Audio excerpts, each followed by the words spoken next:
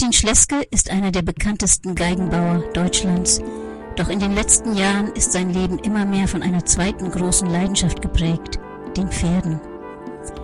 Wer Schleskes Schaffen verfolgt, spürt sofort, dass bei ihm niemals bloß technisches Können oder äußere Schönheit im Mittelpunkt stehen.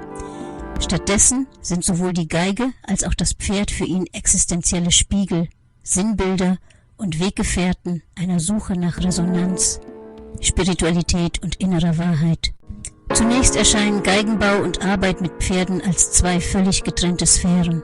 Doch bei genauerem Hinsehen wird deutlich, die tiefe Sensibilität, das Einfühlungsvermögen und die Aufmerksamkeit, die beide Tätigkeiten erfordern, sind eng miteinander verwandt.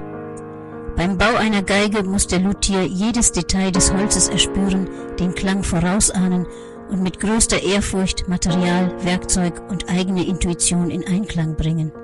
Ähnlich benötigt der Pferdeflüsterer einen feinen Sinn für Schwingungen, Körpersprache und die innere Haltung des Tieres. Schleske selbst formuliert: Für beides braucht es Sensibilität, Einfühlungsvermögen und eine kleine Portion Magie.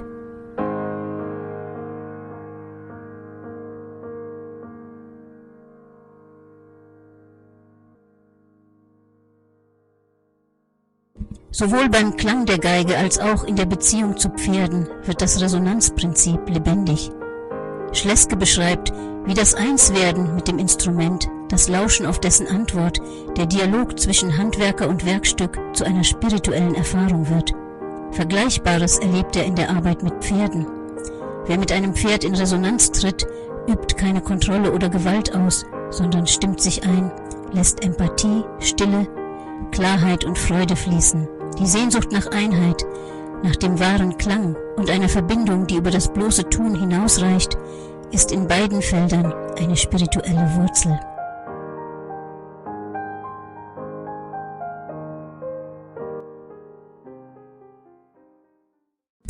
Die Pferde sind glücklich, wenn sie unsere Freude spüren. Das macht sie so stolz und so schön. Und auch die Geige ist glücklich, wenn sie die Freude des Musikers spürt, denn dann dreht sich alles um. Dann beginnt die Geige, den Menschen zu spielen. Es ist diese Freude, getragen von Ehrfurcht und Dankbarkeit, die für Schleske die eigentliche Grundlage ist, sowohl ein Pferd als auch eine Geige überhaupt berühren zu dürfen.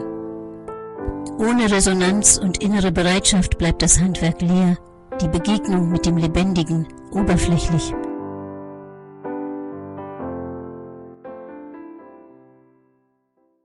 Sowohl die Arbeit mit der Geige als auch mit dem Pferd verweist so Schleske auf eine Psychagogik des Lebens, das Hören nach innen und außen, das achtsame Wahrnehmen, das Zurücktreten der eigenen Pläne zugunsten eines wirklichen Dialogs mit der Musik, dem Tier, Gott oder dem eigenen Inneren.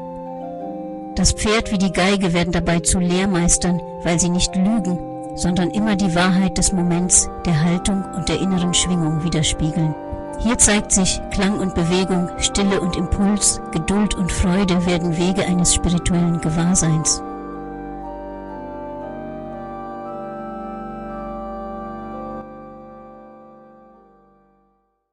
Wenn das Pferd durch echte Verbindung zu sich selbst und zum Menschen findet, wird es stolz und schön.